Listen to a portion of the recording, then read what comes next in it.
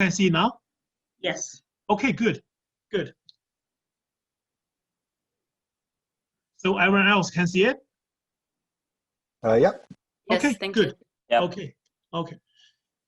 Let me move this a little bit this way. Okay. So why do we need this kind of conceptual frameworks? And the second part of it is what are the components, major components in these frameworks? Okay. And the third part is about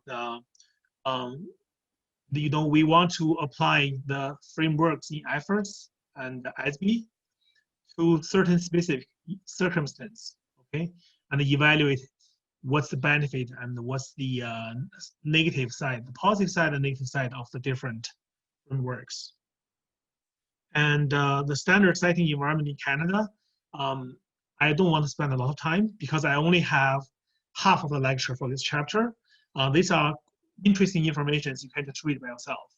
Okay? I probably will briefly go through it very quickly. Okay, so financial reporting framework.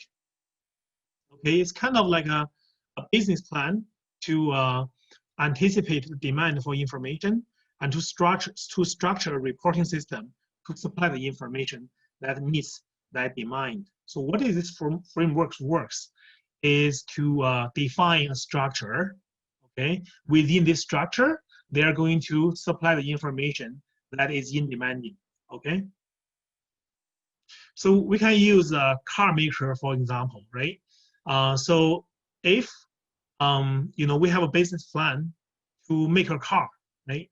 If we have a business plan to make a car, so we want to know what is the demand side, okay? So what's my target market? So I'm targeting at maybe a more like a young people market, right? So I'm targeting at the age population like maybe 20 to 30. So then my car has to be cool, right? So that's all young people cares about, has to be really cool, right? So then in your design, what are the needs, right? So the young people, they probably don't have a large family, okay? So they probably, does not need a lot of capacities, right? Maybe 5 seats is enough. They don't need like a van, like 7 seats, right? SUV or car may be enough. And then we really want to be cool, right? So you have to design maybe the curves from the exteriors, right? How it looks from the outside has to be really cool, fancy. And the product characteristics maybe has to be making noise, right? The mufflers, right? So you can think about it, right? The demand, you have to analyze the demand, right? Whatever you are trying to provide a product, you want to understand what are the stories on the demand side. And then you're going to come up with a supply planning, right? So you want to say, okay, so what are potential product components, okay? To make it really noisy, right? I need to have certain type of mufflers, right? Maybe the fancy ones, very expensive ones. And you want to consider the technological and economic feasibilities, right? If the young people, they are more environmental, if they are environmental promoters, they really want to use clean energy, right? Maybe, from the technology perspective, you want to have, electric car, right? Or even hybrid, right? Electric and gas hybrid type of car. And make simplified assumptions, right? You are going to make some assumptions, right? Maybe how many, how big is that target market, right? Things like that, right? So this is kind of a business plan for a car making manufacturers, right? So then the same idea, if you're talking about the accounting information, financial reporting, you want to understand the demand side and also the supply side, okay? So on the demand side, okay, who are the users? Who is going to need this information, right? Who is going to use this financial reporting information? So you want to understand their need. For investors, they need they are the users. They need the information to make an investment decision. For the creditors, right? They need this information to make lending decisions, right? So this is their, you see the needs, right? And then what their objectives, right? So they want to compare, right, different companies, so that they can make an appropriate investment decision to invest in the right company. For the creditors, lenders, they also want to compare potential loan borrowers. They want to see who is more, you know, have the ability to repay the loan, right? So and then what are the information characteristics, right? For sure, they want the information to be relevant, to be reliable, right? Whatever the information you provide to me has to be useful for me to make a decision, right? So the information has to be useful, right? So there are certain information characteristics, right, that would help with the usefulness of the information. And then moving to the supply side, right? What are the components of this financial reporting, right? In 2100, in the intro financial accounting course, you have learned about the component, how many financial statements there are in the financial reporting.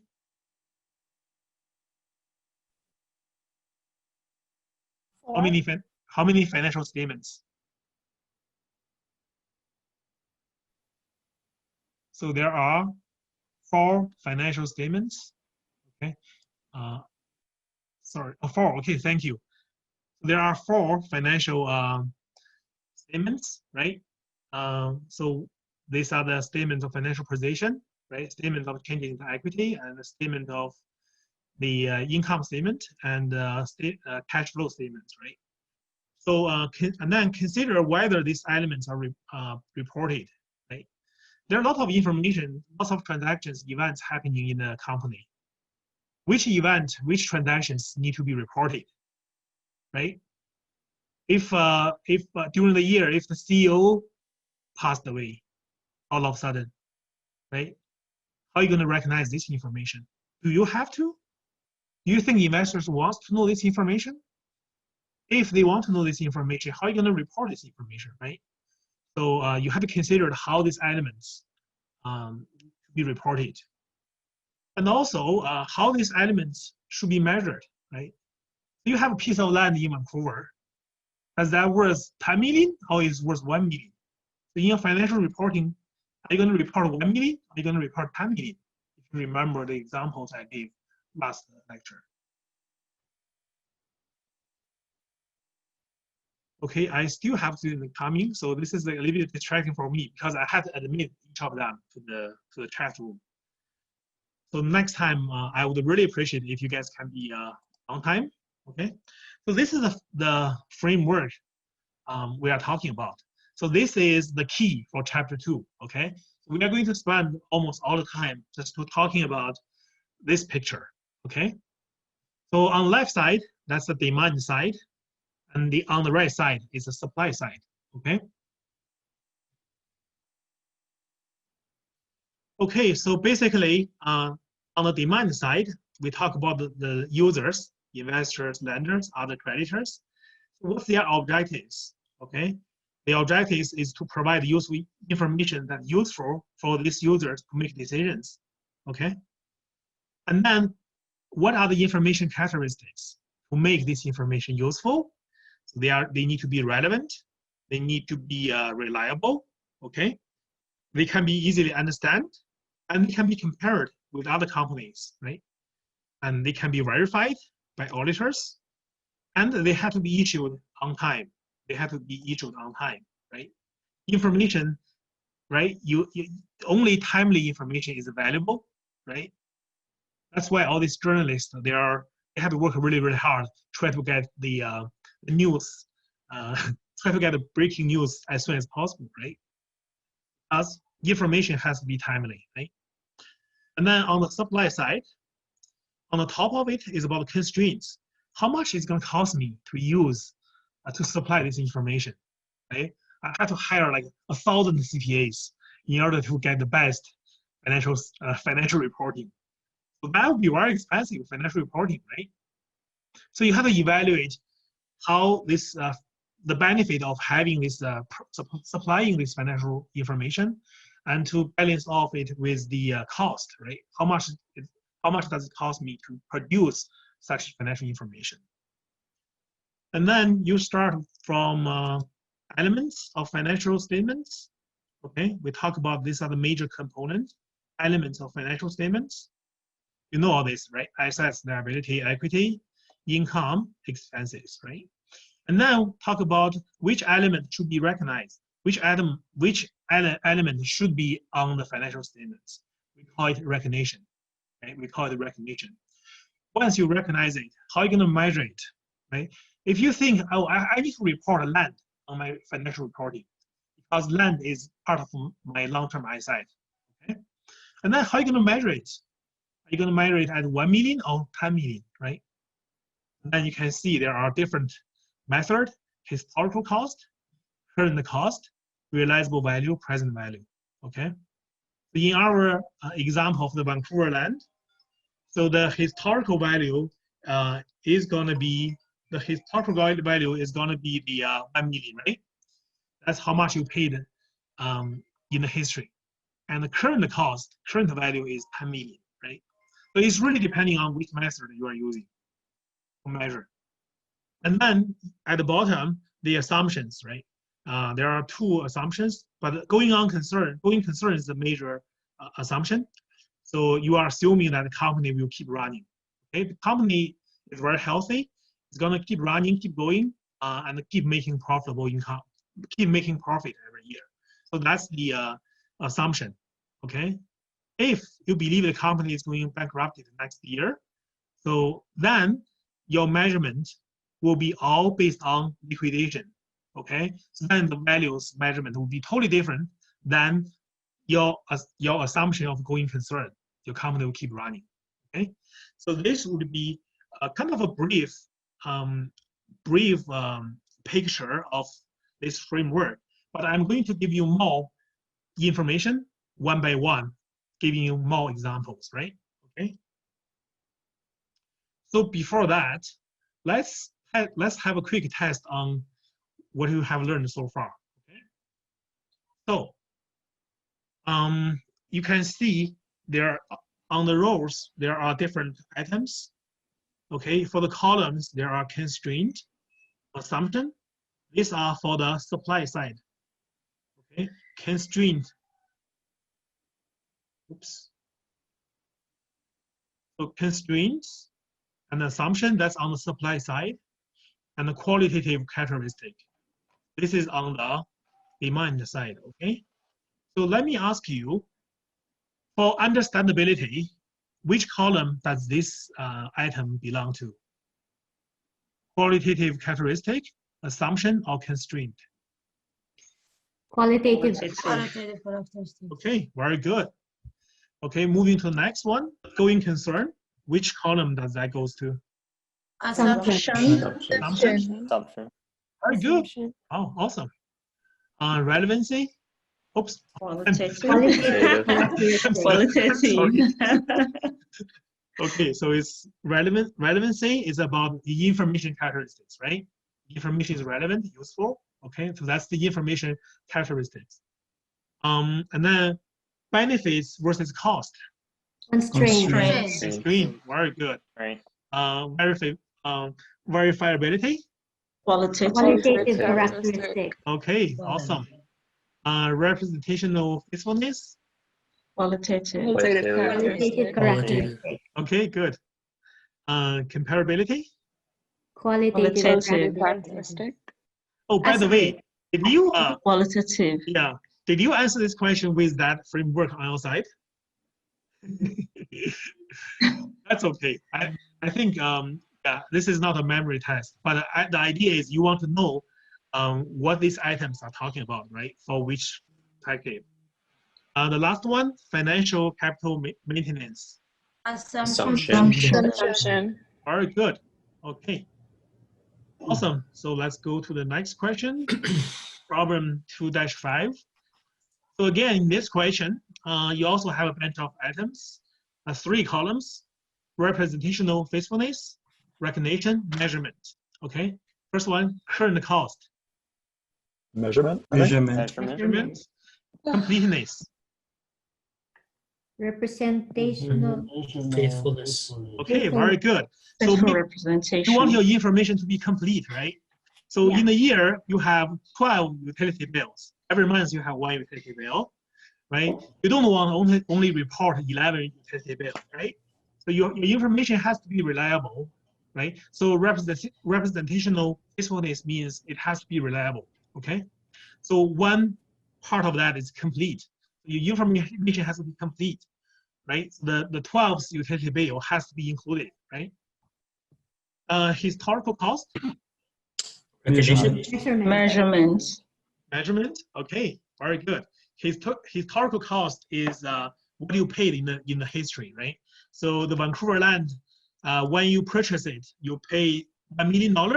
So if you use historical cost, then the measurement would be 1 million. Okay. Revenue recognition. Recognition. Very good. Recognition, right? Because you can see the word there. It's recognition. Probable and measurable future flows of resources. So I'm going to talk about Recognition. Recognition. Yeah. Recognition. Okay. Very good. Neutrality.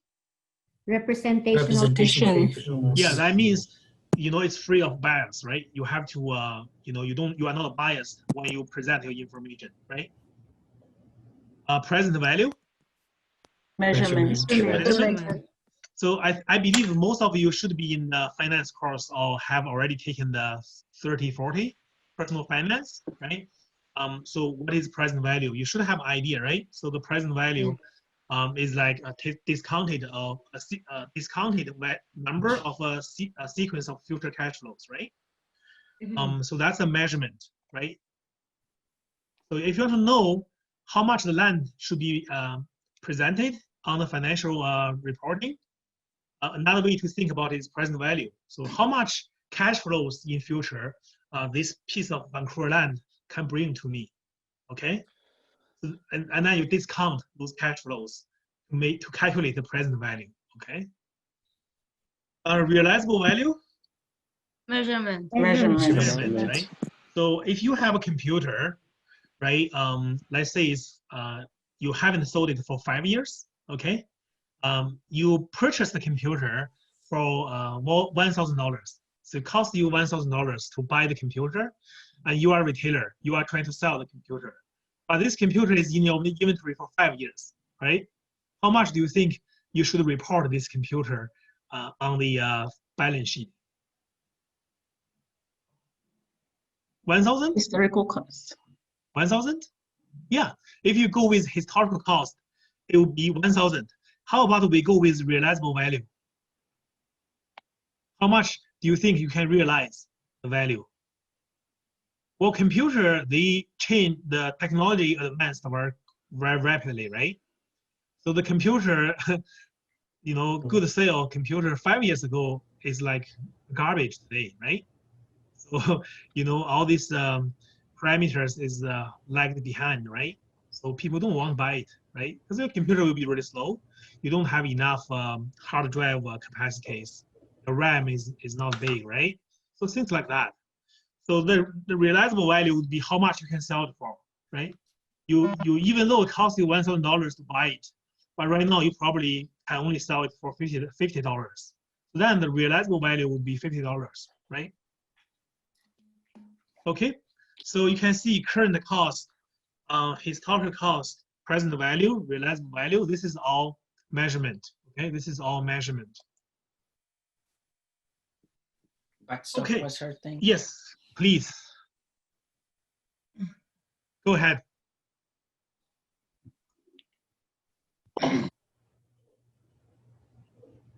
I saw that somebody has a question. No? Okay, we'll keep going. So again, we are working on this conceptual IFRS conceptual framework. Okay, and we are going to talk each items one by one.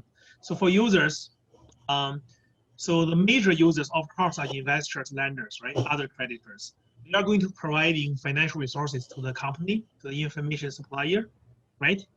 So they're going to use the information, okay? Other potential users can include employees, suppliers. Suppliers means their business partner suppliers, and the customers, auditors, and the governments, right? Auditors and governments. So these are not the major users, but these users, stakeholders, are also going to use the financial information, right? So for example, the employees, right? They probably want to work for a company that is going really strong, right? You want to work for Google, you want to work for Amazon, right? So because you know the company is doing really well, and you can see their information, how much stock options they provided to the employees, and how much, you know, things like that, right? How the earnings per share, right? Because nowadays a lot of employees, they are not only compensated with a fixed salary, right? They also were given stock options, right? So they want to use the financial information to see how well the company is performing, because that's going to affect the stock price, right? They have to make a decision too, right? So, okay, what's next? Okay, so objectives, right? Objectives. So the objectives is, you know, you're going to provide information that is useful for decision making, right? Decision making has to be useful information. That's the main objectives, right? For the investors, it has to be useful for their investment decision. For the lenders, it has to be useful for their lending decision. What else? And also, you know, this is IFRS, right? We are talking mainly about the public companies. If you talk about small business, right, you could have different partners, right? Suppose you and me and you know, Josh, we start a company, and Josh is the manager. He's running the company. He is performing the day-to-day operations, right? And I'm a inactive partner. I just have money, so I just invest my money there, and I have different jobs, right? I don't care, right? But at the end of the year, I want to see financial information from the company, right? Maybe Josh is not, you know, doing a good job, right? You know, I want to make sure my partner is doing a good job. So you can see that this framework is for public companies, but it's also useful for small and media-sized enterprises, right? So in that case, there are different external users, even inside users, like inactive partners, things like that. So the goal is to reduce information asymmetry. So this tied back to the chapter 1 when we talk about information asymmetry, right? So the investors, lenders does not have as much information as the managers, CEOs, okay? So by having the financial reporting supplied by the company, that information asymmetry will be reduced, okay? The information could include amount, timing, uncertainty of cash flows. Which financial statement do you think will tell us information about this? Information about amount, timing, and uncertainty of cash flows. Which of the cash financial flow statement? Yes, Sorry, cash flow statement. Yes, very good. Maybe a cash little flow statement. income statement. Yeah, very good. And information on the entity's resources, claims, and the performance. Which statement do you think is going to tell information about this? Statement of financial position, maybe? Yes, very good, right? So the ISIs, right? What ISIs do you own? The ISIs are the entity's resources, right? And what's your obligations? What's your liabilities? And you know, what's the performance? Performance will be observable from the income statement. And I'm sure you have heard about the concept of accrual accounting, right? Accrual accounting. In my course, 2100, we did talk a lot about accrual accounting. So basically, when you talk about cash accounting versus accrual accounting, right? So for the cash-based accounting, you only recognize the events, transactions, when the transactions involve cash. I buy something, right? So I debit something I credit cash because I use cash. And I received cash, I collect cash. I debit cash, I credit something else, right? So each journal entry, at least half of it will involve cash. So that's the cash-based accounting. But for accrued accounting, that is the reason why we have accounts receivable, accounts payable, prepaid expenses, deferred revenue. Okay, for those of you who have taken my 2100 course, you should remember all those slides, right? So that's exactly the reason why we have AR, AP, and prepaid expenses and deferred revenue. So accrued accounting, basically, we have to recognize transactions and events even before the cash transactions or even after the cash transactions. Okay, so we're going to talk more about that. So basically, IFRS framework is based on accrual accounting, right? Okay, so why I have to always come back to click the slide?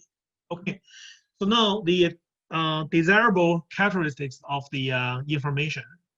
Okay, there are two level, fundamental level. So the information has to be useful, right? That's the fundamental, right? And the upper level, the secondary level, is about enhancing, okay? Enhancing qualitative characteristics. So this is affecting the degree of usefulness.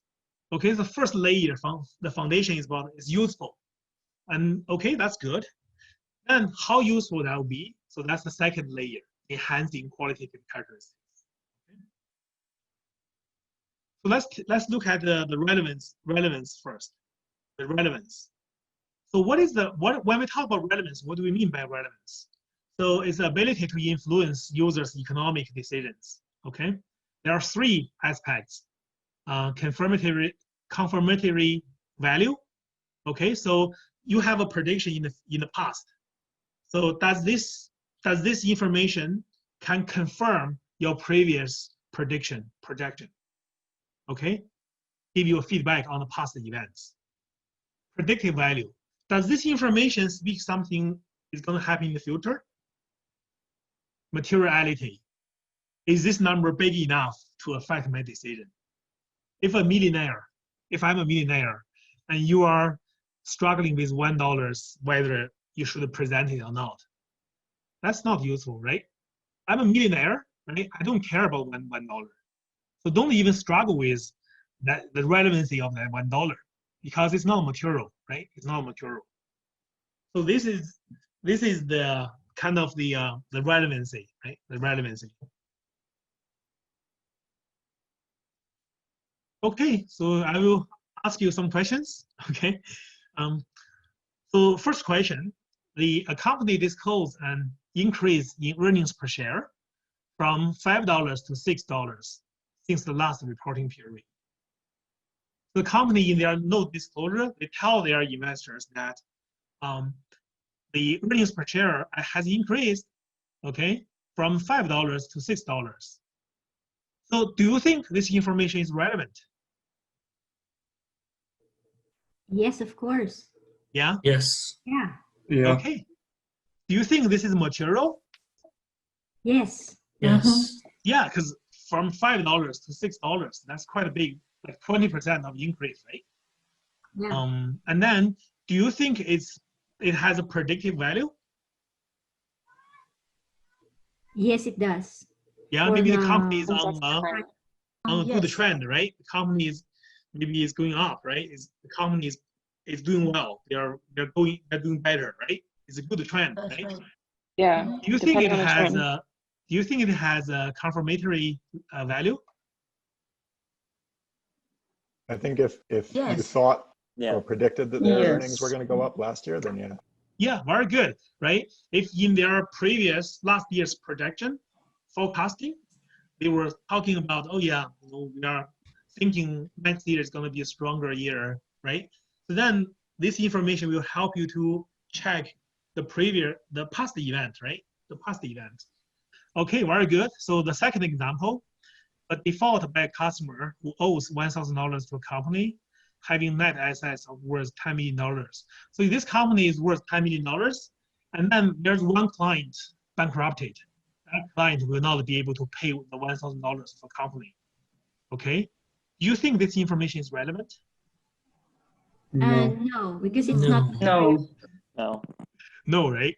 So it's No. a $10 million company. Come on, who cares about a client default for $1,000, right? Don't waste your CPA's time because it's expensive to pay the CPA, right? So for the big four public company, probably they are even the entry level CPA, I think they are charging maybe over $200 per hour, right? So don't waste their time. Okay? Again, cost of benefit. Think about these constraints, right? Remember we talked about the constraints, the cost and benefit, right? So, okay, so relevance. So now let's talk about the next one, representational faithfulness, okay? So there are 3 attributes. Completeness. I mentioned about this already. So your information has to be complete, right? You have to make sure you reported all the transactions within that reporting period. You don't want to leave any transactions out, right? You don't want, there are 12 months, right? You are paying utility bills. There should be 12 utility expenses, right? In your total utility expenses. So if you forgot the December utility bills, then your information is not incomplete. Then you have issues with the representational faithfulness. Neutrality, okay, your information has to be free from bias, right? The managers, they are not trying to twisting the information, right? And freedom from error. This error could be intentional error or unintentional error, right? So, maybe the accountants, type some information wrong, right? Maybe they are not following the IFRS standard, right? Maybe your CPA made a mistake. They are supposed to following certain standards, certain rules, but they are using actually GAAP. They are using ASB, right? So then that will be not complying with the IFRS, right, standard. So that's, your information has to be useful, has to be complete, and it has to be free of bias. It has to be free from error, right? That's pretty straightforward to think about this, right? And then let's take a look at this example. Am I going too fast? No. No. Good for me. Okay, No. awesome. Okay. It's okay. Okay, good. So this is one example. Okay, so ABC Ltd sold 3,000 bread loaves to XYZ bakers in the year 2011, costing $1 each. XYZ bakers has the option to return unsold bread to ABC Ltd within 7 days of the sale. This is a hypothetical scenario. In the real life, I don't think it's going to happen, right? It's because 7 days, the bread must be already passing the expiry date. In the first week of 2012, XYZ bakers returned 200 of unsold bread loaves to ABC Ltd. How much sales should ABC Ltd recognize in the income statement for the year of 2011? The year end is December. The year end is December 31st, 2011. So what's the sales should be reported for the year of 2011? B. 2,800. B. Yeah, very good, right? 2,800. Yeah. 2,800, right? Very good. Because even though the sales is 3,000, right? So times $1 each, so $3,000 sales. But guess what? In the first week, 200 was returned. So that should not be considered as your sales, right? Sales returns. So the 3,000 minus 200, that's 2,800. Right? So 2,800, that's the representational faithfulness, right? 3,000, there's error, right? Must be error. So if this is intentional, that will be a bias, right? Maybe the manager really need to show good earnings. They really need that $3,000 to be on the financial reporting. There's a bonus tied to that, something like that. So anyways, 2,800, that will be the answer, right? Okay, so now let's move to the enhancing level. So relevance and relevance and representational faithfulness, they are the fundamental characteristics, right? So that's fundamental to the usefulness of the information. So now we talk about enhancing. This is going to affect how useful the information would be, right? First, it has to be understandable, right? So can you imagine the investors? What's the profile of the investors, right? I don't think they all CPAs, right? You don't think that they are able to understand very like big terms, jargons, right? So whatever in your reporting, right, the information has to be understandable to a investor with average literacy, right? You are not kind of assuming that they have enough financial background, right? And you don't want to write like a legal contract, right? I don't know about you. I have a hard time to read legal contracts, right? So yeah, so make sure it's understandable, right? And then comparability, right? So you want to make sure it can be compared with other companies and also can be compared within the companies over the time. If you remember in 2100, we are talking about a horizontal comparison versus vertical comparison, right? So horizontal comparison means you are comparing with your peers, with other competitors. And vertical comparison is about you compare your own company over years, right? Just to see the trend, okay? Comparabilities. Verifiability, right? Can your information be verified, right?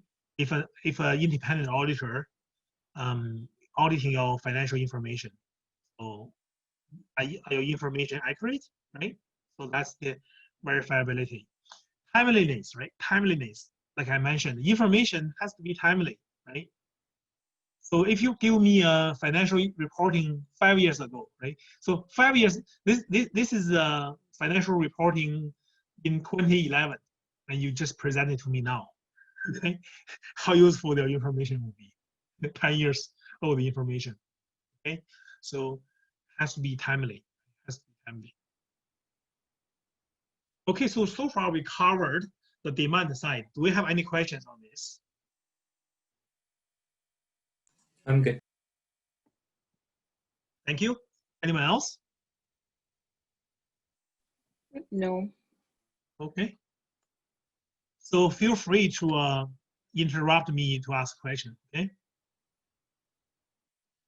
Because once I'm sharing my screen, I'm not able to see that chat thing, right? So if you just speak up, that would be really appreciated.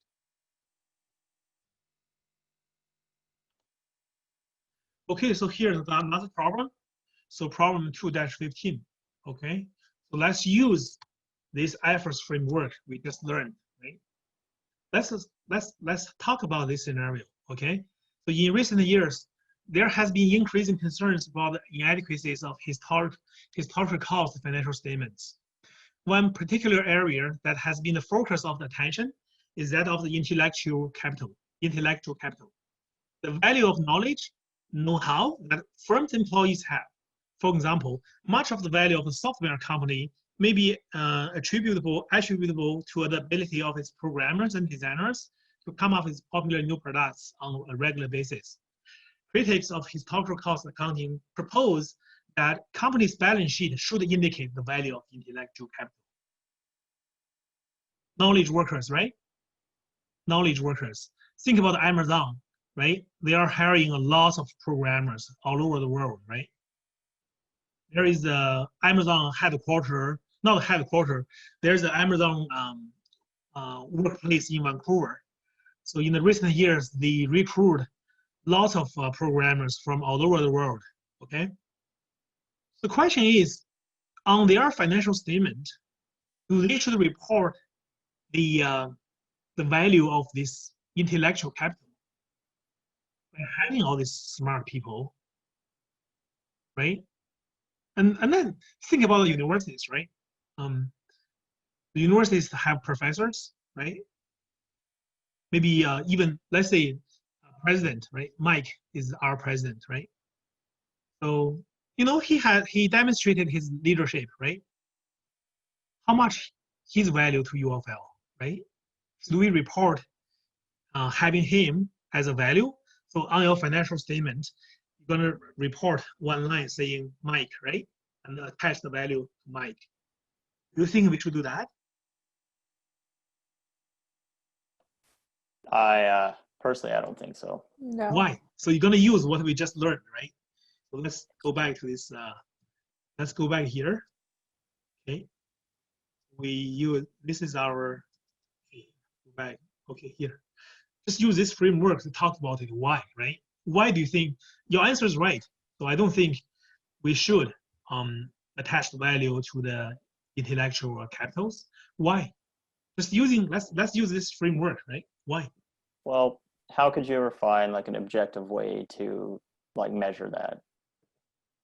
Very good. Yeah, very, very good.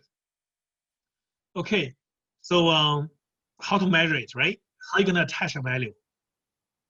Right? I think it kind of depends on the industry too. Because so I work at a law firm, the lawyers all have hourly rates, right? And they have their years of experience and that's rolled into their rate. So Yeah. it's easier in an industry like that to measure how much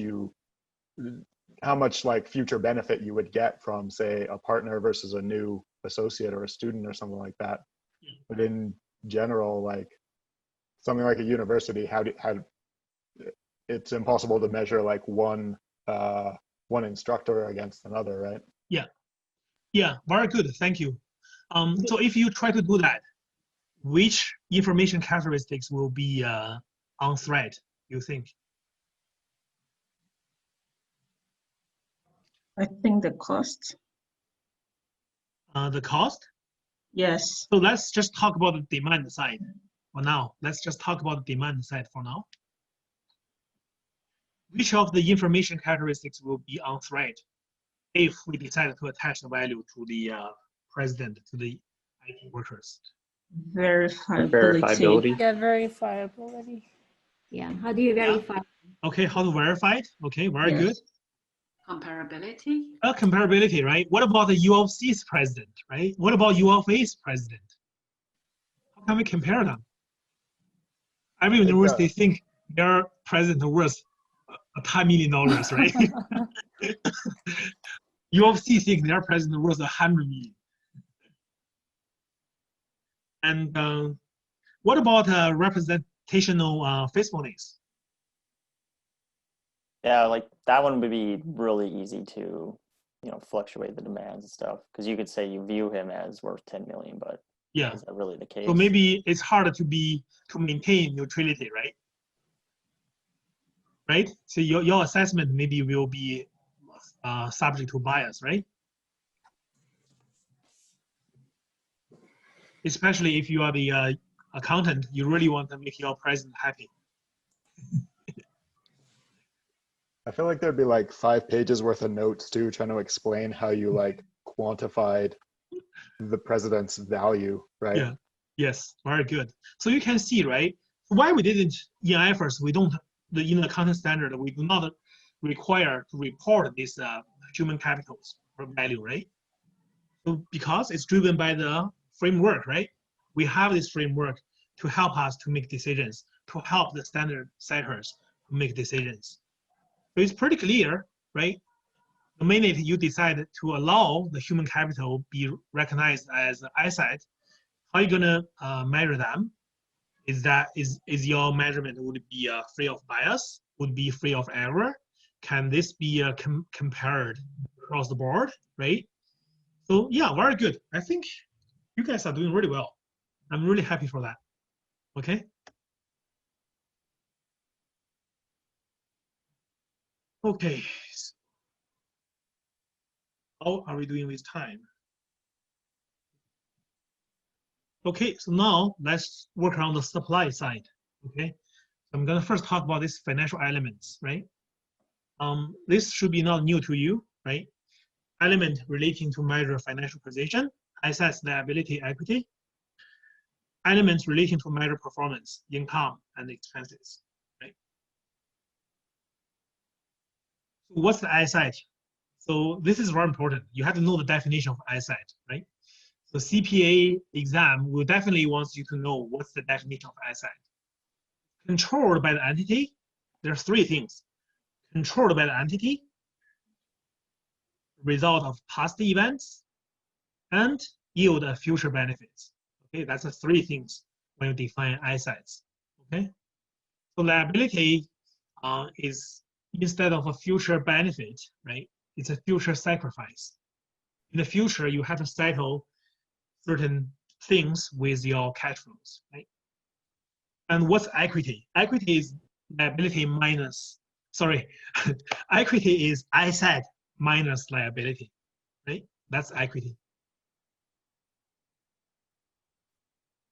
Performance, when we talk about income, there are revenues. Revenues are the income you earned from the ordinary activities, okay? And gains are the income, okay, from non-ordinary activities. So let's think about, okay, let's think about Superstore, right? If Superstore sell a building, okay, and there's a gain on the building, right?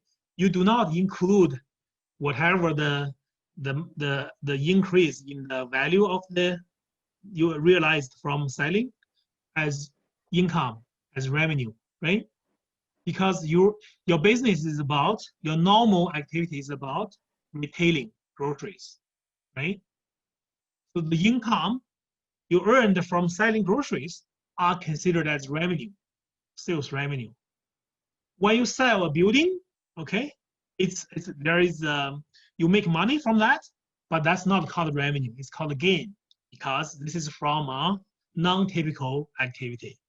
Okay, if you are a company, okay, a real estate company, you build houses, build buildings, and you sell building. That's your business. Then it's not a gain, right? It's a revenue, right? It's really depending on which industry you are in and what is your typical activities of the business, right? So make sure you understand the difference between revenue versus gain, okay? So on the other side, expenses, right? You have Sorry, yes, go ahead. sorry to interrupt, but also if you have the gains and losses, is it also just to separate it because there's different tax applied on it? For example, if you're a grocery store, your normal operations is the revenue, and then if you sold the building, it'd be the gain or loss. But then there's a tax. The tax that's applied on it is different. Yes. Like for example, and is that there also a major reason why they separate it? Yeah, they want to separate it, right? Because if I'm investing into this industry, I'm really investing into your normal business activities, right? So if I buy shares from Superstore, I want to evaluate what's the strength of the power of them to selling groceries, not about their selling buildings, right?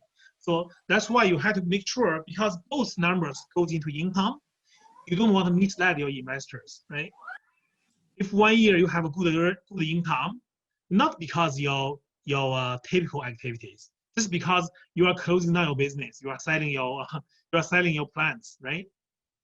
And so then, like, if you merge the two, if you aggregate that two numbers, that can be misleading to the information to the users, right? And the second reason, you are right, the gains, okay, if you are in the 3151 in the intro level tax course, so the revenues, the regular, the normal income is taxed differently from the gain, okay? The gain, that's different. But you will learn that once you are in the 3151. Yeah, very good question. So the opposite would be the expenses and the losses, right? So we're talking about you are making money. Here we're talking about you lose money, right? If you lose money in the ordinary activities, that's called losses. If you lose money in the non-typical activities, that's loss. That's called loss. Okay, so it's just like a mirror, opposite to revenue and the gain, right? The opposite side would be expenses and loss. Okay, so IFRS has a strong focus on the statement of financial position. Sometimes you can get both. So you have an income statement, you have statement of financial position. One standard cannot make a perfect presentation on both. There's a trade-off. For IFRS, they are more focusing on the statement of financial position. Okay. Okay, so let's move on, talk about the recognition. So like I said, there are lots of transactions, events happening during the year, right? What are the events, transactions should be recognized by the financial reporting? Okay. So, and what event should not be recognized? Okay. So basically think about, the year end is December 31st. Okay. And on December 30th, you sign a contract with a big client. Okay. You have a big client sign a contract with you. Okay. On December 30th, only one day before the the end of the fiscal period. Would you recognize the revenue for that year? Would you recognize the revenue for that year? No, No. No? Why not? because you haven't received anything from the client. Okay. You haven't received anything from the client? Yeah. So basically you can see, right? That's a very good question. Yes, you should not recognize the revenue, right? So that's the question, right? This is the event. You sign the contract with the big client, but you should not recognize it for that reporting period. Revenue recognition is in chapter 4. Okay, so next week, Thursday evening, and the week after, we're going to use 2 weeks to talk about this revenue recognition. This is the big, most important topics in CPA exam. Okay, in the 13 hours of CPA exams, maybe you need to spend 2 hours talk about revenue recognition. Okay, so it's a very, very big topic. We're gonna spend more time on that. Okay, so that's recognition. Okay, and then how to measure it. So you recognize something. Suppose you are able to recognize that contract. Okay, the contract is $10 million contract. Would you recognize 10 million? Or you just recognize the deposit, 1 million, right? So the measurement, how much revenue you're gonna credit for that year, right? That's what we call the measurement. We have learned so far historical cost, current cost, realizable value, present value, right? There are different measurements, right? So I want to think about this as one example. To think about this whole process, suppose a nurse is preparing a patient reporting, okay? The first thing, of course, the nurse only check you in if they confirm that you are a patient. You made an appointment, right? Check your ID card. Oh yeah, you are the person. Yeah, come on in, right? So that's the first part. They're gonna admit you into the clinic when they first recognize you as a patient, right? And then they're gonna do this measurement, right? They measure your temperature, height, weight, stuff, right? So the same idea for financial reporting. First, they have to recognize you as a financial element for that reporting period. And then they are going to measure this element, okay? Does that make sense? Very important things, recognition and the measurement. In the future chapters, we will constantly dealing with these 2 concepts. You recognize it? Okay, and by how much, right? Since this is always a typical question we're gonna ask in the future chapters. Now we are talking about the constraints, okay? The major one is the cost of benefit, right? So you don't want to waste your time. Okay, so when I first, this is a very interesting example, my own experience. When I first worked for the Myers MMP, that's back in 2008. I had to make my trials balance. There was like 1 cent off. I was very uncomfortable with that. How come my trial balance is off balanced by 1 cent? Right? Why? Where that 1 cent is gone? Which number is wrong? I want to find it out. Okay. But you know, we charge client $150 an hour. Even I was a new student. I don't have a CPA at that time.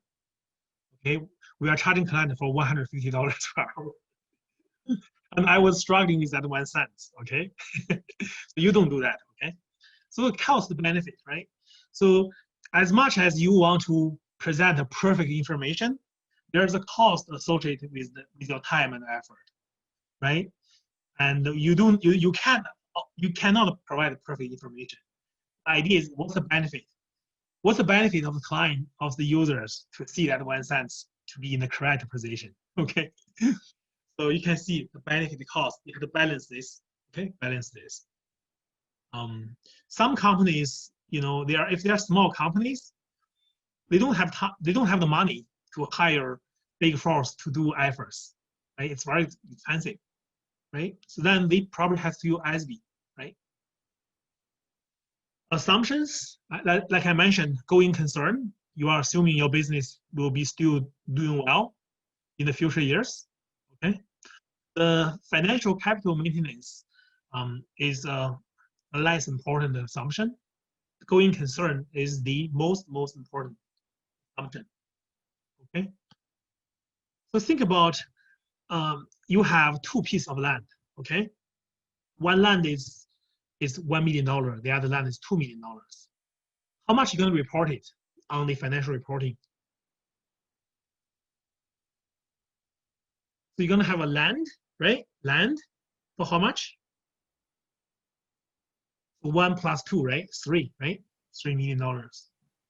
What if you plan to sell the $1 million land next year? So it's your plan to sell this land next year. How are you going to present it? Still the same. Same, land 3 million, okay?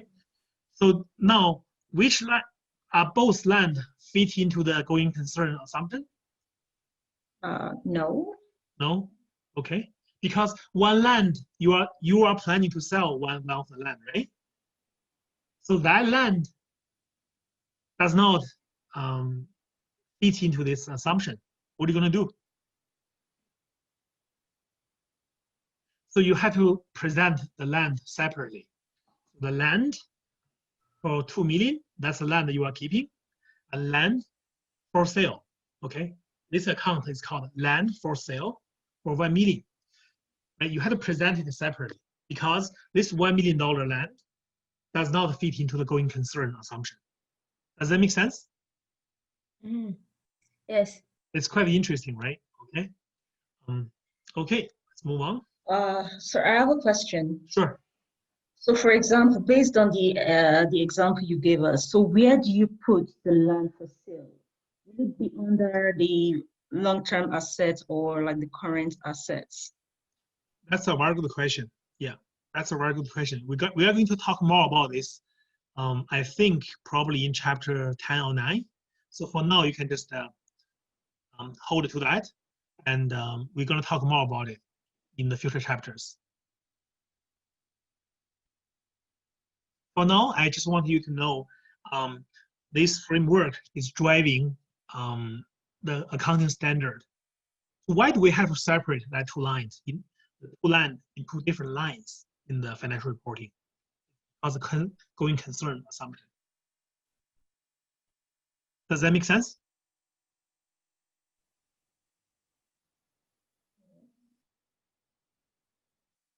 Okay. I think so, yeah. Well, okay, what time is it? Okay, I'm gonna speak for another 10 minutes, and then we're gonna take a break, okay? So other conceptual frameworks, IFRS is only one of them, right? We talked about ISB. So that's, in Canada, we use for the small and medium-sized enterprise. In US, they're using US GAAP. That was ministered by the Financial Accounting Standard Board. Okay?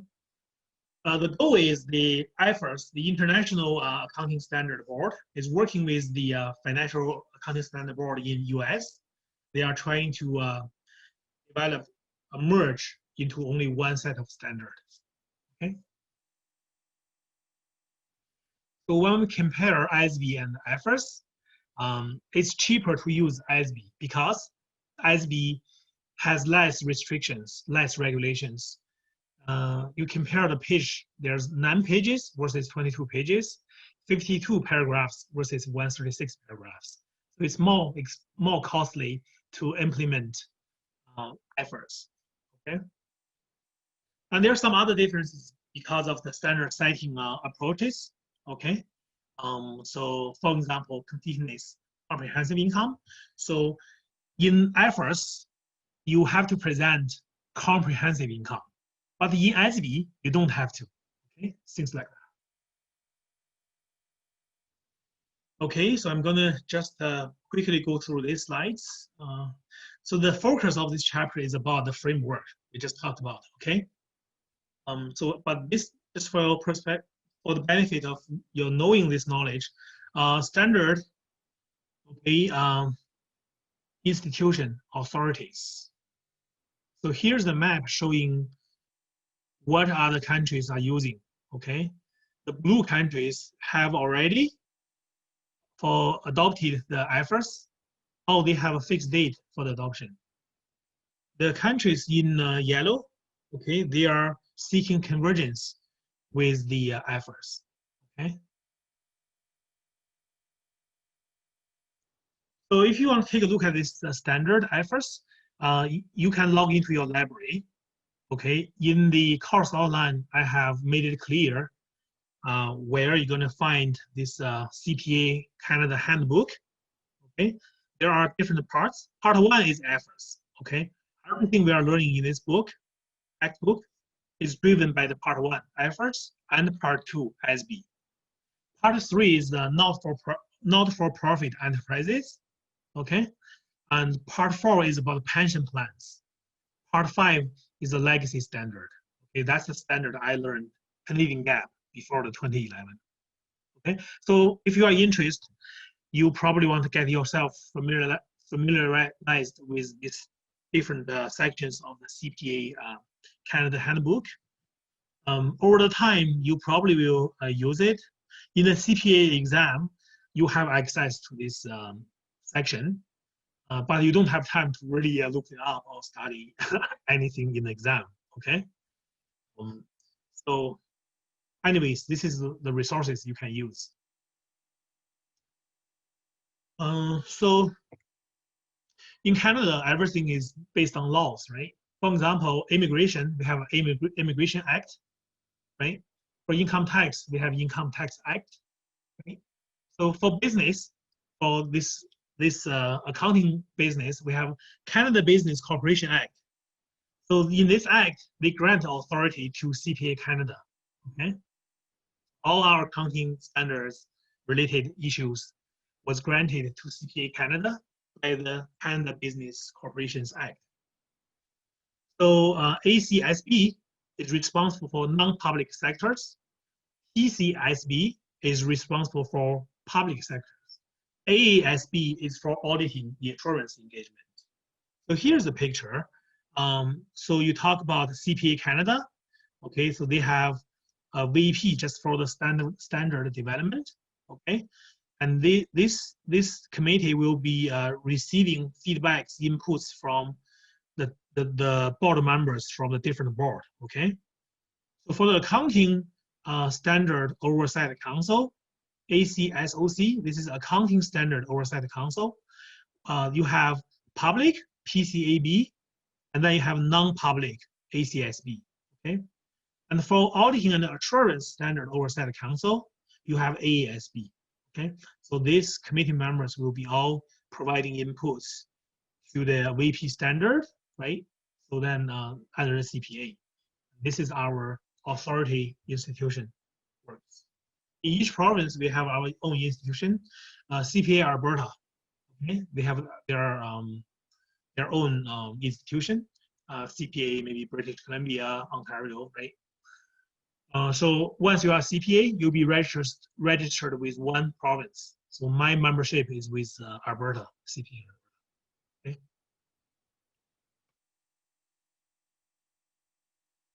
Okay, so the debate about globalization of standard settings, right? I don't know how this COVID is going to affect globalization. Okay, but prior to the COVID-19, you know, in the last 20 years, you know, the globalization was kind of really fit into the needs of you know, one set of international accounting standard, right? The ISB, the IFRS, because you can compare it from country to country, right? Even maybe the companies are in different countries, but they are using one standard, right? One set of standard. This is a common language, okay? But there are also costs on this, right? All the countries have used their own standard previously.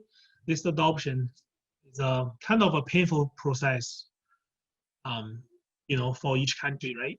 There are definitely costs to this, and each country have their unique situation, right? So you cannot just force them using one standard. One does not fit all, right? One does not fit all. Yeah, so I don't know how this is happening, but in Canada, we are using IFRS, okay, for the public companies. Okay, so this IFRS is still, you know, in the development. So the International Accounting Standard Board, IASB, they keep issuing new standards, right? I think last spring they issued the new leasing accounting standard. That was interesting. I was in the middle of teaching that course.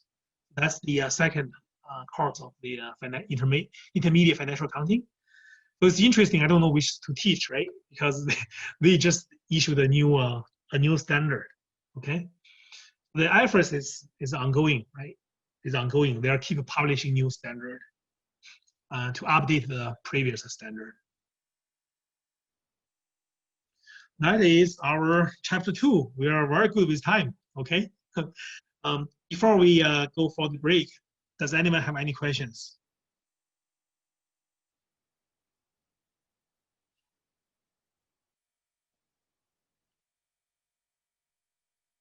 Are you okay? Are you happy with chapter 2? Yeah. Okay, awesome. Okay, so if you don't have any other questions, we are going to have a break. We'll come back for chapter 3, okay?